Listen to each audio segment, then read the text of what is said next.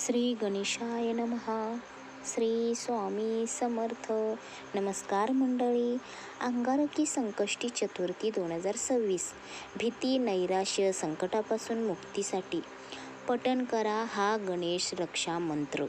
तर मंडळी, मनावरची मळब दूर करण्यासाठी हा गणेश मंत्र तुम्हाला दैनंदिन जीवनात पडेल उपयोगी, खूप उपयोगी पडेल.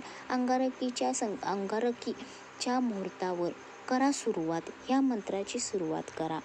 तर मंडळी, 5 मे 2026 रोजी येणारी अंगारकी संकष्टी चतुर्थी ही गणपती बाप्पाच्या आशीर्वादाने सर्व प्रकारचे संकट दूर करण्यासाठी अत्यंत शुभ मानली जाते.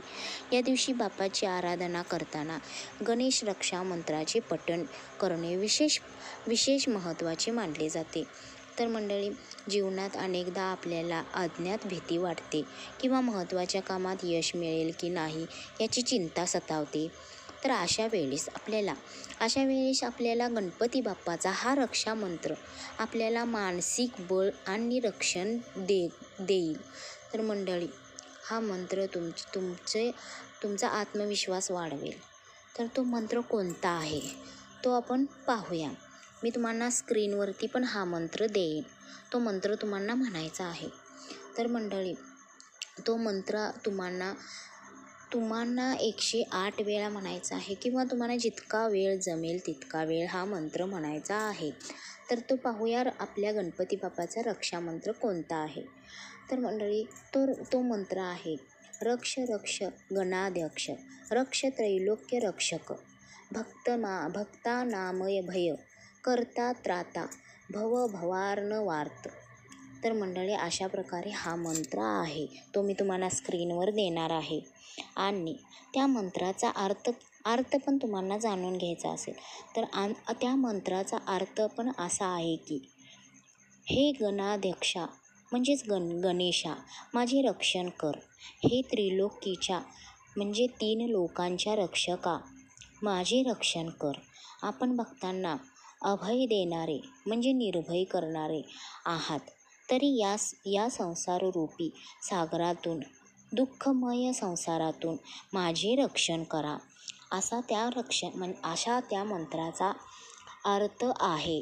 तर मंडळी, त्या मंत्राचे महत्त्व आणि फायदे तुम्हाला जाणून घ्यायचं असेल तर ते पण ह्या व्हिडिओद्वारे तुम्हाला सांगितलं जाईल.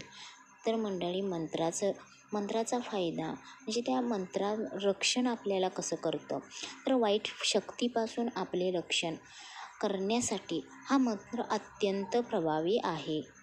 तर मंडळी, मनातील अनामिक भीती कमी करण्यासाठी या मंत्राचा फायदा होतो.